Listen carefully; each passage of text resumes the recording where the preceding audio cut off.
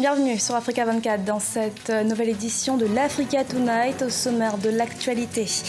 En Égypte, incompréhension autour de la libération ce 24 mars de l'ancien président Hosni Moubarak. Il avait été condamné à la prison à vie en juin 2012, mais la Cour de cassation, la plus haute juridiction du pays, a ordonné son acquittement.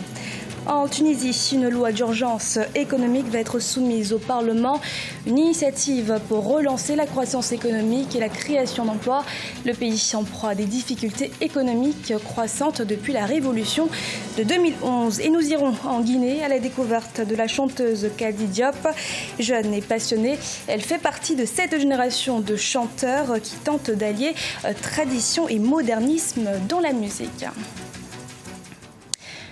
En Égypte, la libération d'Hosni Moubarak est diversement accueillie par les populations.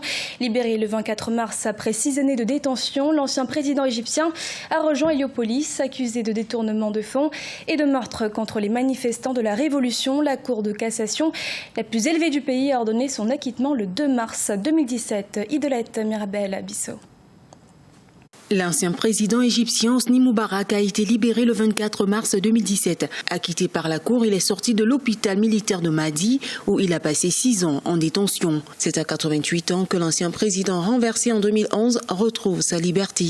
La libération finale de Moubarak est diversement accueillie par les populations. Je n'ai pas eu de sentiment particulier pour Moubarak, mais il s'est avéré qu'il n'est pas coupable. Nous avons pensé que c'était une personne malhonnête et maintenant je ne sais pas où est la vérité. Nous devons respecter le verdict de la Cour en dépit du fait que cela pourrait blesser de nombreux Égyptiens.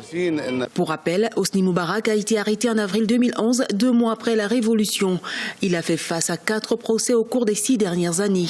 L'ancien président égyptien a été condamné 3 ans à l'hôpital militaire dans le procès qu'il accusait de détournement de fonds. Mais avant, il avait été condamné à la prison à vie en 2012 pour avoir ordonné le meurtre de 230 manifestants lors de la révolution de 18 jours en 2011. Toutes les charges contre Moubarak ont été abandonnées à l'exception de l'enquête sur le gain illicite. Si les enquêtes aboutissent à des preuves solides qui l'incriminent, ce sera un nouveau procès et il se retrouvera derrière les barreaux. En 2014, la Cour d'appel avait ordonné le nouveau procès du président déchu avec des hauts fonctionnaires. Mais les accusations ont été abandonnées. Puis le ministère public a fait appel du nouveau procès et la Cour de cassation, la plus élevée du pays, a ordonné son acquittement le 2 mars 2017. Le royaume chérifien aura bientôt une nouvelle équipe gouvernementale d'union. L'annonce a été faite ce samedi 25 mars par son premier ministre Saadettin El Othmani, révélant que dès ce dimanche 26 mars, une commission sera chargée d'élaborer un programme gouvernemental et de plancher sur la désignation des ministres. La Tunisie élabore un projet de loi d'urgence économique. Il devra permettre au gouvernement de contourner les obstacles bureaucratiques et d'accélérer les grands projets. Le pays qui espère ainsi stimuler la croissance économique et créer de l'emploi. Un sujet de la rédaction. En Tunisie, une loi d'urgence économique sera soumise au Parlement. Cette législation a été décidée sous la pression croissante des bailleurs de fonds internationaux. Ils exigent la réforme du secteur public et la réduction de sa masse salariale. Les retards administratifs et la bureaucratie sont en effet les plus grands obstacles auxquels se heurtent les investisseurs locaux et étrangers dans le pays. Dans 2 ou 3 semaines, l'Assemblée des représentants du peuple entamera un débat sur un nouveau projet de loi d'urgence économique visant à réduire les obstacles entravant les grands projets. La nouvelle loi enverra un message fort à tous les investisseurs, les assurant que la Tunisie est engagée à créer un meilleur climat d'investissement. Le projet de loi permettra au gouvernement de prendre des décisions rapides et de passer outre certaines procédures bureaucratiques régissant les grands projets d'infrastructure et d'autres nouveaux investissements. L'important, c'est le résultat. Quelle est la vision des gouvernements? Quel est le plan d'attaque économique? Et quelle est la mesure de l'efficacité que vous proposez pour qu'on sache si vous avez réussi ou non? Voilà ce qu'on demande. Toutefois, les partis d'opposition affichent une certaine réserve. Ils s'inquiètent par rapport aux conséquences que ce projet de loi risque d'entraîner, notamment la réduction des contrôles bureaucratiques ou encore l'accroissement de la corruption, qui constitue déjà un problème majeur pour l'économie tunisienne. En République démocratique du Congo, c'est le plus grand marché de la ville de Kinshasa, construit par le président Laurent Désiré Kabila, le marché de la liberté. Dans ce marché, 8 à 10 000 personnes y exercent différentes activités génératrices de revenus, leur assurant ainsi épanouissement personnel et communautaire. Zoom sur ce marché dans ce reportage de Jacques Mboka, notre correspondant en République démocratique du Congo.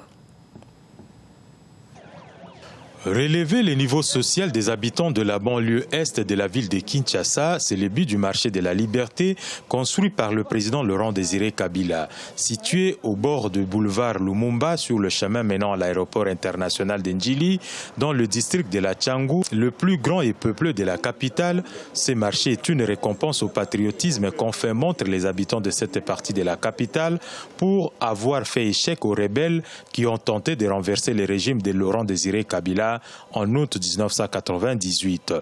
Il y a eu effectivement des événements tristes à l'époque où entre 97 et 98, il y a eu vraiment des perturbations politiques et il y a eu des guerres civiles. À ce moment-là, la population s'est prise en charge et la population a refusé d'être assaillie.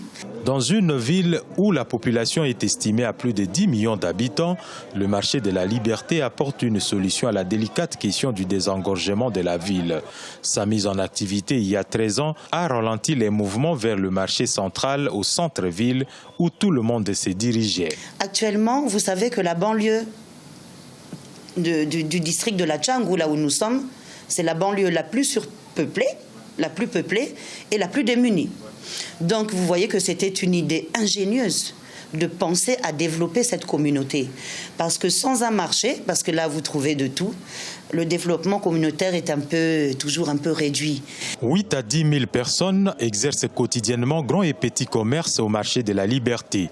Ce marché est un trésor qui a donné de l'emploi à plusieurs fils du terroir, parmi lesquels un bon nombre qui, malgré les études faites, sont restés des années sans une activité génératrice de revenus pour l'épanouissement personnel et communautaire. Kady Diop se démarque par sa voix et sa pluridimension culturelle. Artiste, chanteuse, comédienne et interprète entre autres, Kady Diop tente de se faire un nom dans le milieu culturel mais reste surtout un pont culturel entre la Guinée et le Sénégal. Reportage d'Emmanuel Milimono, notre correspondant en Guinée, commenté par Corinne Candem. Cette voix n'est pas que musicale, elle est souvent entendue aussi dans la comédie car l'artiste possède cette capacité d'adaptation. Dans le milieu musical, Kady Diop propose des titres qui chantent l'amour et beaucoup d'autres faits de société tels que la paix.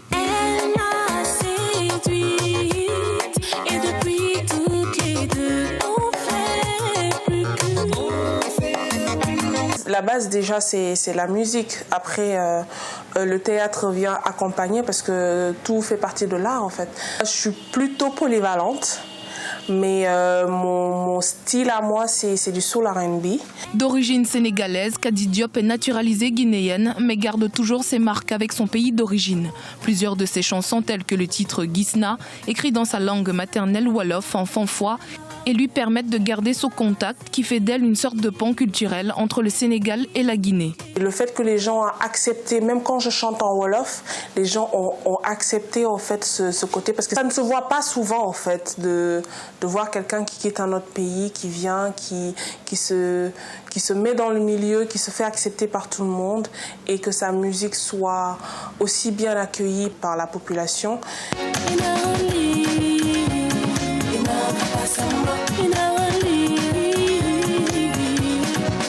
Jeune et passionnée, Kady Diop fait partie de cette génération de chanteurs qui tentent d'allier tradition et modernisme dans la musique. Parfois à cheval dans la chanson et le théâtre. C'est la culture qui lui procure sa joie de vivre depuis son enfance, nous a-t-elle confié. Ce journal a été réalisé par l'ensemble de la rédaction. Nous vous remercions de votre fidélité. Restez sur Africa 24, l'information continue.